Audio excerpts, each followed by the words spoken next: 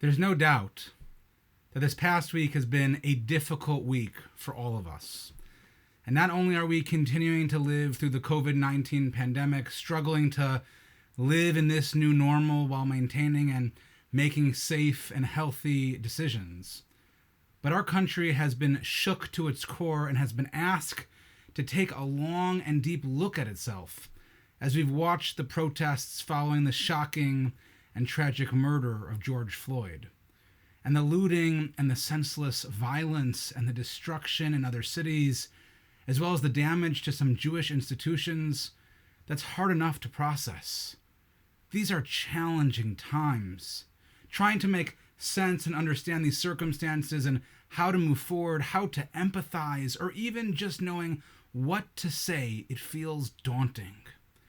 And to be honest, I feel even more overwhelmed to meet that challenge as the Jewish community this week lost one of its most important voices in the passing of Rabbi Dr. Norman Lamm, Zichrono Livracha.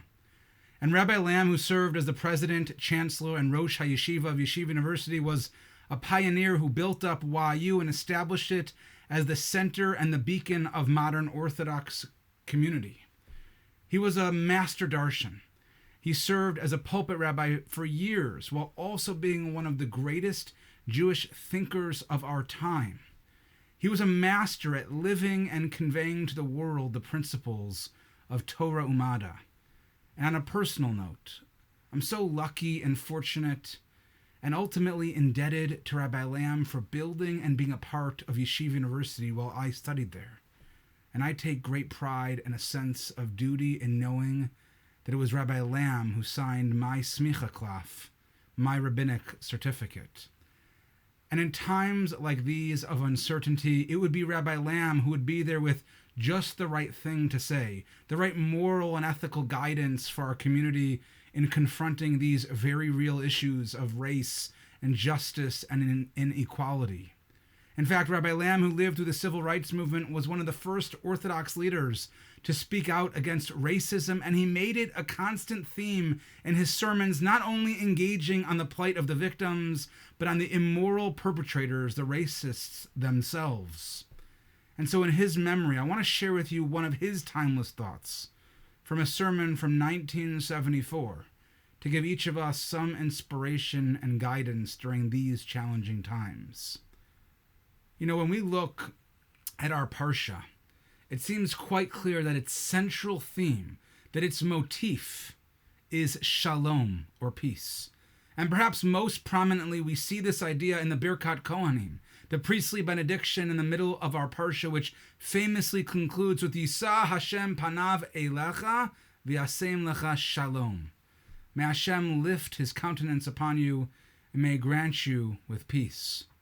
And the Mishnah teaches us that Lo Matzah Kadosh Baruch Hu Kli Machzik Bracha L'Yisrael Ela HaShalom, that peace is the most treasured vessel of all.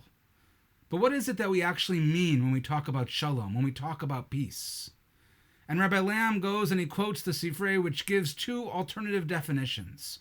Rabbi Chanina Skan HaKonim teaches that it refers to shalom b'beitecha, shalom, peace in your home. Whereas Rabbi Natan teaches that it refers to Shalom Malchus Beis David, the peace of the kingdom of the house of David, or in other words, the peace that will reign in the times of Mashiach. And it's this second version, that of Rabbi Natan, that most likely resonates with all of us. When we think about peace, we think about utopia, a time of brotherhood, of love between people and countries of all religions and races and creeds. It's a peace that perhaps during these times of divisiveness that we yearn for the most. But it's actually Rabbi Chanina Skan HaKohanim's opinion that shalom refers to peace in the home that's actually the most surprising. You see, elsewhere in Pirkei Avos, it's the very same Rabbi Chanina who teaches that we need to pray for the peace of the realm, Shloma Shel Malchus.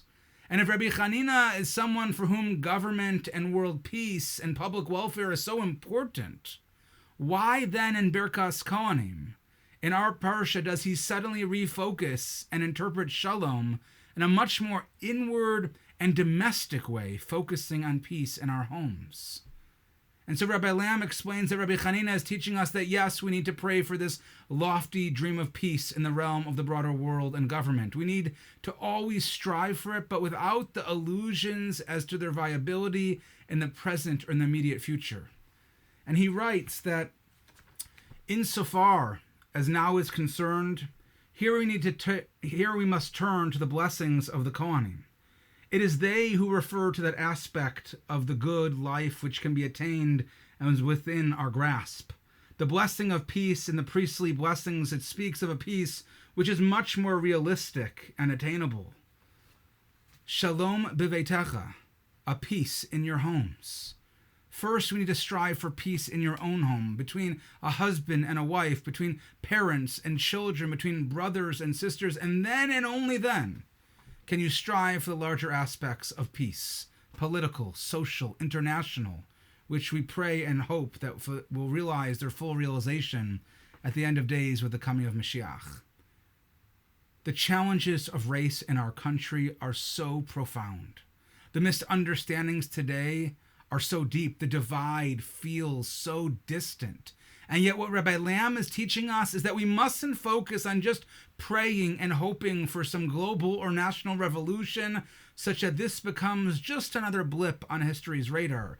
Because if every one of us, no matter the color of our skin, our race, our religion, if we want to achieve real shalom, if we want to achieve real peace, if we want things to really be different, then we need to start literally at home.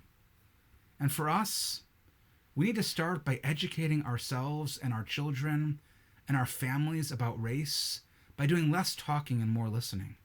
We need not just say, quote unquote, we're all equal, but must be more explicit about what it means that all people are created in the image of God. We need to try to understand with humility and empathy and concern and be okay that we might not know the answers. We don't need to share more on Facebook to the rest of the world that this is just not okay. Instead, we need to be mindful of the messages that we share at home, of how we really stand up against all types of injustice, about how we truly fight racism and bigotry and hate in all forms.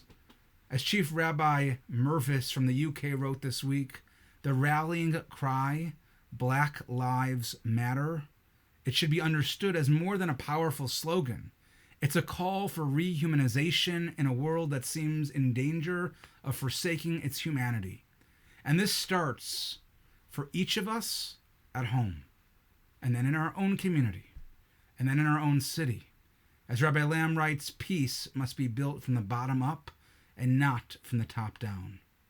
And for the last 11 weeks, we have been stuck in our homes, and for some of us, that's meant new and exciting projects or hobbies, finally getting around to working on that puzzle or fixing that step outside.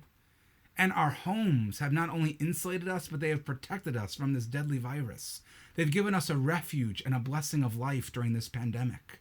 And as we organize and clean out and fix up our homes, let's also make sure that we're putting the effort in to make sure that our home is truly in order. And so while we certainly need grand and holy visions of universal peace in a time of Mashiach, we also need blessings. And we need the ultimate blessings, the greatest blessing of all. V'yasem lecha shalom. May Hashem bestow upon us peace, a shalom b'veitecha, a peace in each and every one of our homes. And so Orit and Shaya and Nava and Noam, they join me in wishing each of you a Shabbat Shalom, a Shabbat filled with this peace.